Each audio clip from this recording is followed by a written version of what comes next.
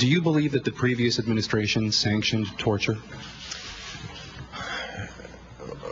What I've said, and I will repeat, is that waterboarding violates our ideals and our values. I do believe that it is torture. I don't think that's just my opinion. That's the opinion of many who have examined the topic.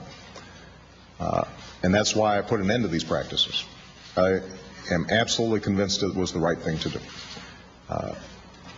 Not because there might not have been information that was yielded by these various detainees who were subjected to this treatment, but because we could have gotten this information in other ways, in ways that were consistent with our values, in ways that were consistent with who we are. I was struck by an article that I was reading the other day talking about the fact that the British, during World War II, when London was being bombed to smithereens, had 200 or so detainees. And Churchill said, "We don't torture." When the entire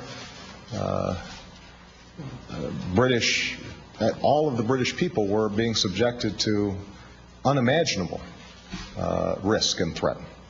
And the reason was that Churchill understood you start taking shortcuts, and over time that corrodes what's best in a people. It corrodes the character of a country. And so I strongly believe that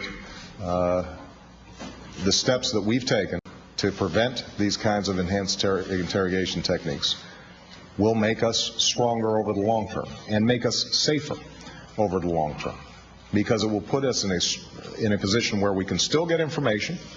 In some cases it may be harder, but part of what makes us, I think, still a beacon to the world is that we are willing to hold true to our ideals even when it's hard, not just when it's easy.